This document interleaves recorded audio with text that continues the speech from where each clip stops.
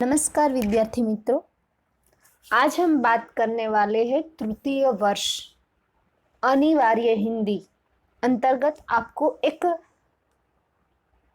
खंड काव्य पढ़ना है, रश्मि रथी, जो रामधारी सिंह दिनकर जी रचित है।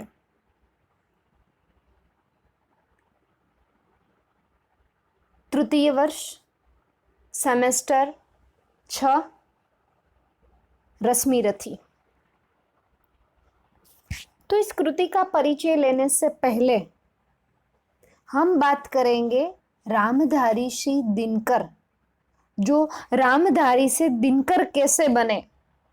तो रामधारी सिंह दिनकर का जीवन परिचय, उसके कृतित्व पर थोड़ा बहुत प्रकाश डालने का हम यहाँ प्रयत्न करेंगे। तो चलिए देखते हैं रामधारी सिंह दिनकर जी का जन्म और बचपन की बात करें तो रामधारी सिंह दिनकर जी का जन्म बिहार राज्य में जो जिला है मुंगेर, और उस जिले में एक गांव है सिमरिया, और ये सिमरिया जो है वो मिथिलांचल का प्रसिद्ध तीर्थ है। वहां दिनकर जी का जन्म हुआ था। यानी कि हिंदी के प्रख्यात विख्यात कवि रामधारी सिंह दिनकर जी का जन्म एक गांव में हुआ था। जन्म 23 सितंबर 1908 ईस्वी सन में सिमरिया गांव, जिला मुंगेर, जो बिहार में स्थित है, वहां हुआ था। उसका जन्म एक किसान परिवार में, सामान्य जो परिवार था उसी में हुआ था।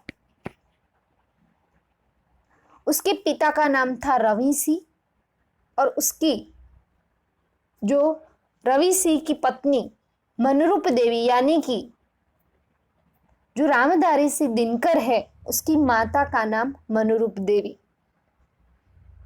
एक सामान्य किसान परिवार में रवि सिंह और उसकी पत्नी मनरूप देवी के पुत्र के रूप में दिनकर जी का जन्म हुआ था। ये दूसरा बेटा था। जो रामधारी सिंह दिनकर है वो रवि सिंह और मनरूप देवी का दूसरा बेटा था।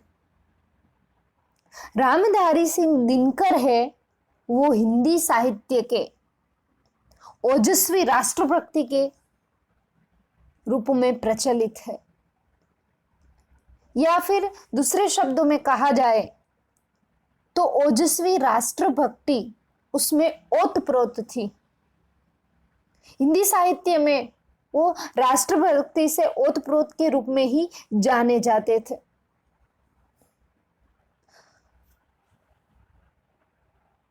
उसका नाम जन्म के बाद पड़ा रामधारी सिंह, यानी कि वो दिनकर जी तो बाद में हुए, लेकिन पहले वो रामधारी सिंह दी थे।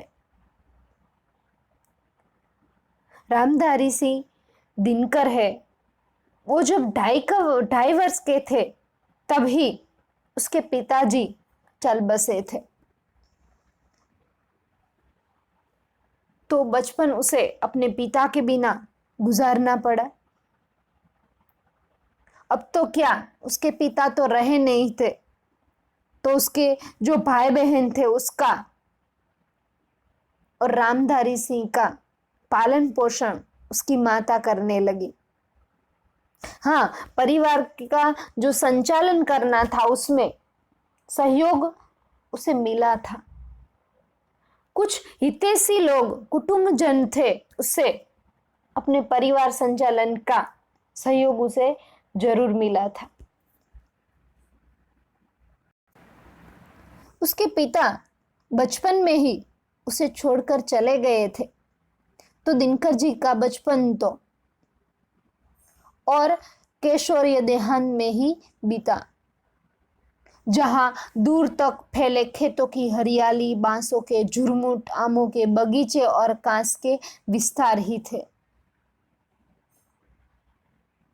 बस प्रकृति की इस सुषमा का प्रभाव है, वो दिनकर जी में के मन में बस गया था। पर शायद इसीलिए वास्तविक जीवन की कठोरता का भी उसे अथक गहरा प्रभाव उस पर पड़ा था। उसके बाद हम बात करें शिक्षा की। संस्कृत के एक पंडित के पास अपनी प्रारंभिक शिक्षा प्रारंभ करते हुए दिनकर जी ने गांव के प्राथमिक विद्यालय से प्राथमिक शिक्षा प्राप्त की। क्यों? क्योंकि परिस्थिति तो ठीक विपरीत थी, क्योंकि उसके पिता तो चल बसे थे और उसे पढ़ाई का बहुत शौक था, पढ़ाई का चाव है, वो प्राणों में बसा था। इसीलिए गांव से लोअर प्राइमरी कर लिया। मिडिल तक पढ़ने के लिए वो 4 किमी रोज चलकर 12 गांव में जाते थे। फिर उसने मैट्रिक की, मैट्रिक मोकामा में की। मैट्रिक करने के लिए भी वो प्रतिदिन 15 किमी तक चलकर जाते थे। वहां बीच में गंगा नदी को उसे पार करना होता था और ऐसे संघर्षमय जीवन से 1928 में उसने मैट्रिक पास की और फिर गांव छोड़ा। वो चले गए पटना। पटना विश्वविद्यालय के पटना कॉलेज से इतिहास में प्रतिष्ठा सहित उसने बीए पास किया। इतना पढ़ते पढ़ते समय व्यतीत हो चुका था 1932 तक।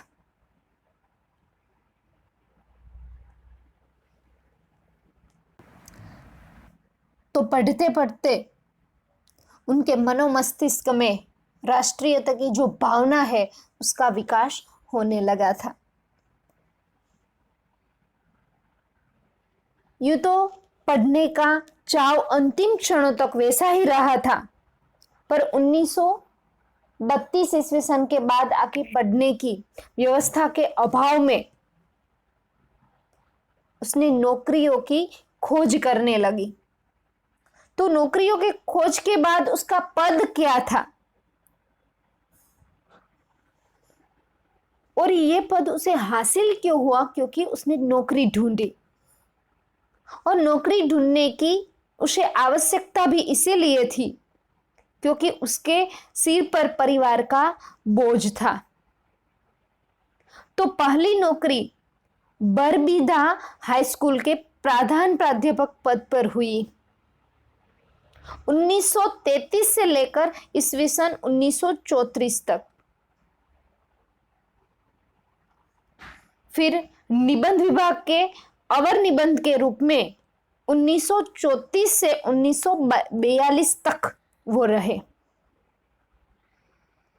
1943 से 1945 ईस्वी सन तक सांग पब्लिसिटी ऑफिसर, फिर जनसंपर्क विभाग के उपनिदेशक पद पर भी वह 1947 से 1950 तक रहे। इसके बाद मुजफ्फर के लंगट सिंह कॉलेज में हिंदी प्राध्यापक के रूप में भी उसने काम किया 1950 से 1952 तक।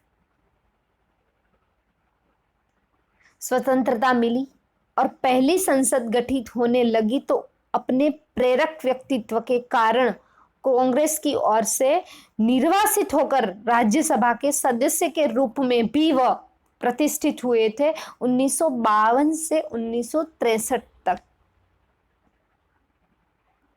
उसके बाद 1963 से 1965 ईस्वी सन तक वो भागलपुर विश्वविद्यालय के उप कुलपति के रूप में भी प्रतिष्ठित हुए और अंततः 1965 से 1972 तक भारत सरकार के गृह विभाग में उसे हिंदी सलाहकार के रूप में भी काम किया है।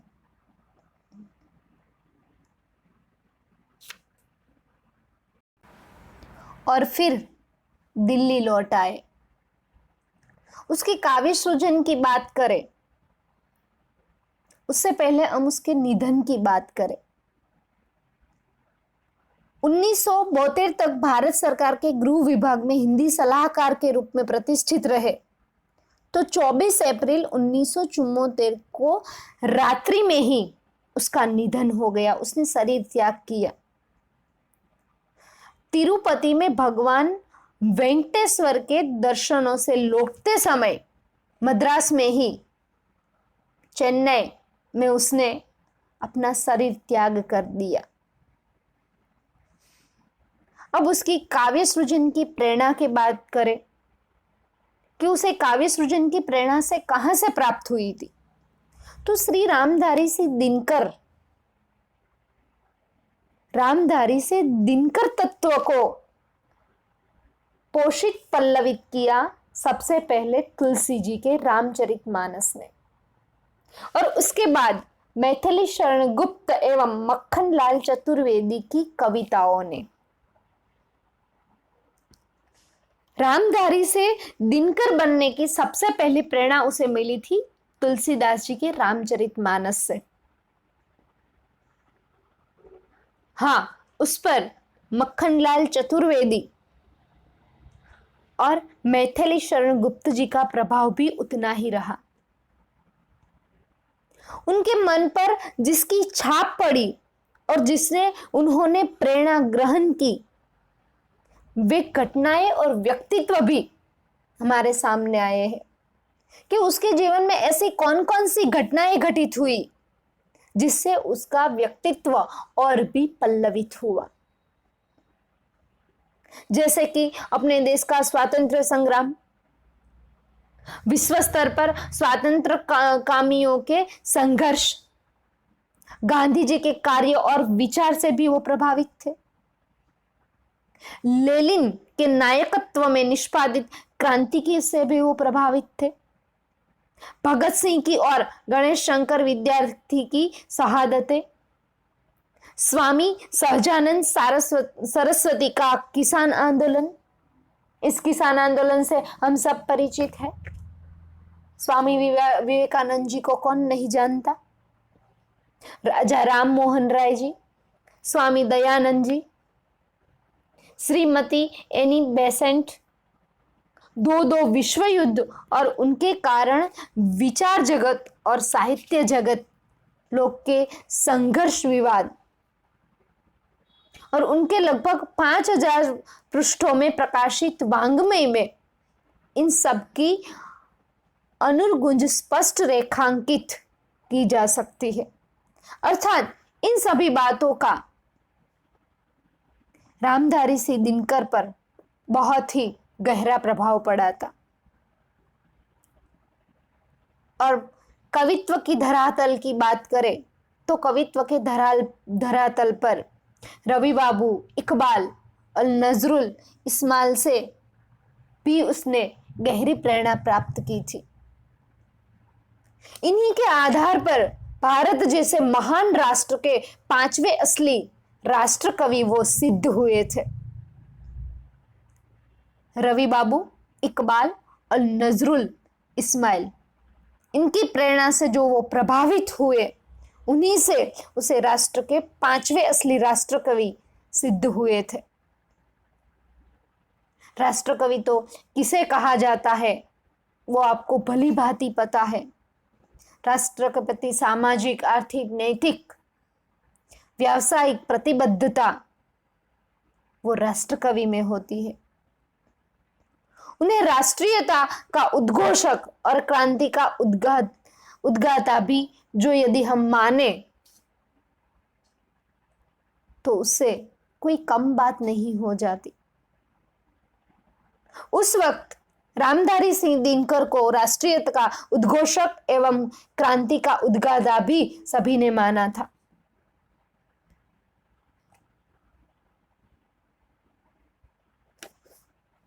अब उसके सम्मान की बात करें तो उसे कौन कौन से सम्मान प्राप्त हुए थे, उसकी हम बात करें तो संस्कृति के 4 अध्याय उसकी कृति के लिए उसे साहित्य अकादमी पुरस्कार मिला था। भागलपुर विश्वविद्यालय के तत्कालीन कुलाधिपति और बिहार के राज्यपाल जाकिर हुसैन, जो बाद में भारत के राष्ट्रपति बने थे, उन्होंने डॉक्टर की मानद उपाधि से उसे सम्मानित किया था। 1968 में राजस्थान विद्यापीठ ने उन्हें साहित्य चूड़ामणि से सम्मानित किया था। उसकी जो उर्वशी काव्य है उसको भारतीय ज्ञानपीठ पुरस्कार 1972 में प्राप्त हुआ था। और कुरुक्षेत्र जो महाभारत पर आधारित जो खंड काव्य है, उन्हें कुरुक्षेत्र को विश्व के 100 सर्वश्रेष्ठ काव्यों में 74वां स्थान प्राप्त हुआ था। मानवता के प्रति प्रतिबद्धता, दलित दुखियों की दुर्दशा पर उत्साहपूर्ण रोष, गहन भारत प्रेम और भारत धर्म की परिपूर्णतम अभिव्यक्ति उन्हें साहित्य के सुंदरतम लक्षण उसके दिखाई पड़ते हैं। उसी कारण उसे अनेक सम्मान प्राप्त हुए थे। यदि हम उसके व्यक्तिगत विशिष्टता के बारे में बात करें तो उसके काव्यों में भली भांति हमें राष्ट्रीयता का नाद गूंजता हुआ दिखाई पड़ता था।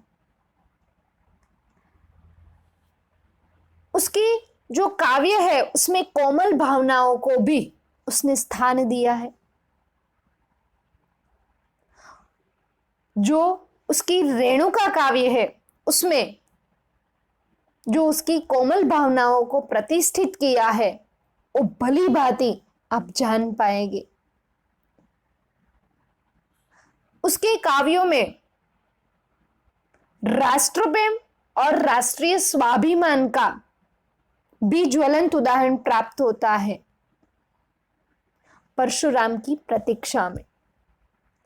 तो इन सभी काव्यों में जो गुण प्रतिष्ठित है, कोमल भावनाएं, राष्ट्र प्रेम, राष्ट्रीय स्वाभिमान, तो ये सब सबसे पहले उसकी काव्यों में बाद में, लेकिन सबसे पहले उसकी व्यक्तिगत वो विशिष्टता थी।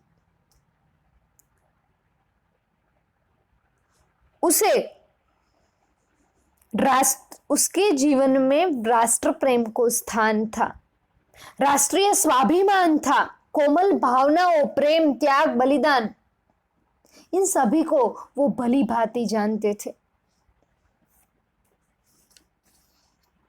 उसके बाद उसकी प्रमुख कृतियां जो है उसके बारे में हम बात करें तो दिनकर जी के प्रथम 3 काव्य संग्रह प्रमुख है। एक है रेणुका, दूसरा है हुंकार और तीसरा है रसवंती। रेणुका 1935, हुंकार 1938 और रसवंती 1940 में प्रकाशित हुई थी। ये जो 3 प्रारंभिक काव्य संग्रह है वो दिनकर जी के आरंभिक आत्ममंथन युग की रचनाएं कही गई है। और इनमें दिनकर का कवि अपने व्यक्तिपरक, सौंदर्य अन्वेषी मन और सामाजिक चेतना से उत्तम बुद्धि के परस्पर संघर्ष का तटस्थ दृष्टा नहीं, किंतु दोनों के बीच में कोई राह निकालने की चेष्टा संलग्न साधक के रूप में यहाँ प्रतिष्ठित की गई है।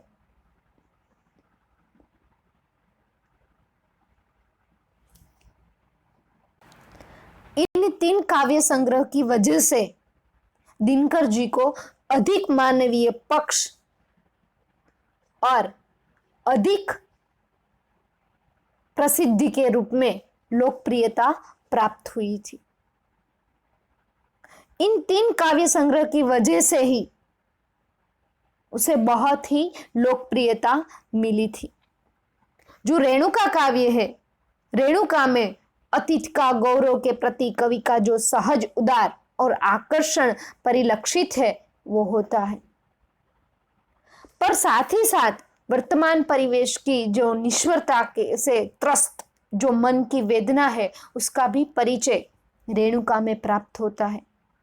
यानी कि कोमल भावनाओं की जो क्षीण धारा है वो रेणुका में प्रकट हुई थी। हुंकार, हुंकार काव्य में कवि अतीत के गौरवगान की जो अपेक्षा वर्तमान दैत्य के प्रति आक्रोश प्रदर्शन करती है और अधिक उन्मुख जान पड़ता है। ये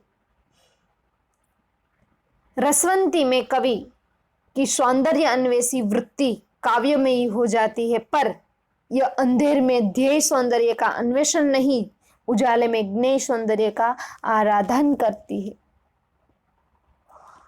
ये रसवंती में सुविकसित होकर उर्वशी के रूप में भुवन मोहिनी भी सिद्ध हुई, यानी कि उसने उर्वशी जो प्रसिद्ध काव्य है वो भी लिखा है। कहते हैं कि उर्वशी जो हिंदी साहित्य का गौरव ग्रंथ है, न भूतो न भविष्यति, न ऐसी कृति की रचना भूतकाल में हुई है और ना ही भविष्य में होगी। उसके अतिरिक्त सामधेनी में दिनकर जी की सामाजिक चेतना स्वदेश और परिचित परिवेश की परिधि से बढ़कर विश्व वेदना का अनुभव करती जान पड़ती है। कवि के स्वर का ओज नए वेग से नए शिखर की ओर बढ़ता ही जाता है। राष्ट्र प्रेम और राष्ट्रीय स्वाभिमान का सबसे ज्वलंत रूप प्रकट हुआ है और उनकी सुव्याख्यात लंबी कविता परशुराम की प्रतीक्षा में। परशुराम की प्रतीक्षा उसके राष्ट्र प्रेम और राष्ट्रीय स्वाभिमान की ज्वलंत उदाहरण है। युद्ध और शांति की समस्या का द्वंद्व उसके कुरुक्षेत्र काव्य में ही हमें प्राप्त होता है। युद्ध और शांति के लिए मनुष्य कितना उतावला है। मनुष्य को एक बात अच्छी तरह से समझ लेनी चाहिए कि युद्ध चाहे छोटा हो या बड़ा हो, लेकिन उसका परिणाम तो भयंकर ही होता है। तो मनुष्य को युद्ध को टालकर शांति की स्थापना करनी चाहिए। वो हमें वही प्राप्त होता है जो वहां कुरुक्षेत्र खंड काव्य में युधिष्ठिर को हुआ था। उसके अतिरिक्त संस्कृति के 4 अध्याय नामक जो विशाल ग्रंथ, उसकी गहन गवेषणा सूक्ष्म अन्वेषण भारतीय संस्कृति के उद्यान प्रेम का विशिष्ट उदाहरण है। उसकी विलक्षण क्षमताओं का अत्यंत सजीव प्रमाण यदि कोई है तो संस्कृति के 4 अध्याय।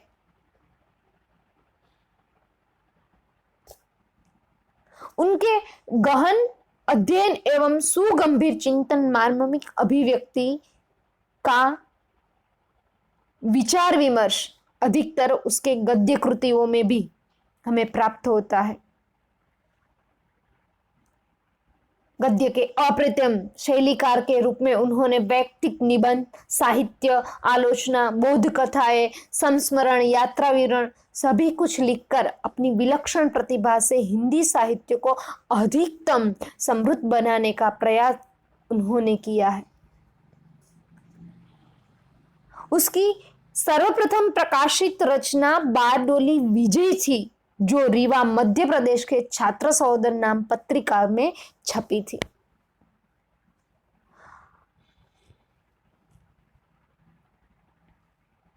सन 1929 में ईस्वी सन में पुस्तक रूप में प्रणभक शीर्षक खंड काव्य प्रकाशित हुआ था। अंतिम कविता संग्रह था हारे को हरि नाम, जो 1971 में प्रकाशित हुआ। गद्य पद्य मिलकर उनकी कुल रचनाएं लगभग 50 जितनी है, जिनमें प्रसिद्ध प्राणभग, रेणुका, हुंकार, रसवंती, द्वंद्व गीत, कुरुक्षेत्र, धूपछाह, सामधेनी, बापू, इतिहास के आंसू, रश्मिरथी, नीम के पत्ते, दिल्ली आदि कहा जाता है। उसने प्रमुख गद्य भी लिखे, मिट्टी की ओर, चित्तौर का साका, अर्धनारीश्वर, रेती की फूल, हमारी सांस्कृतिक एकता, भारतीय की सांस्कृतिक कहानी, संस्मरण और श्रद्धांजलियन, मेरी यात्राएं। तो इस तरह गद्य पद्य मिलाकर कुल 50 जितनी रचनाएं रामधारी सिंह दिनकर जी की प्रसिद्ध है। अनेक देसी विदेशी भाषा में उनकी कविताएं अनुदित भी हो चुकी है। उनकी बाल कविताओं और अन्य फुटकर काव्य रचनाओं का रूसी अनुवाद बहुत चर्चित है, बहुत प्रसिद्ध है और प्रशंसनीय भी है। तो इस तरह साहित्य अकादमी और ज्ञानपीठ पुरस्कारों से सम्मानित तथा पद्म भूषण की उपाधि से अलंकृत दिनकर जी भारतीय काव्य गगन के अदिदेदीप्यमान नक्षत्र हिंदी साहित्य में कहलाए गए हैं। अस्तु।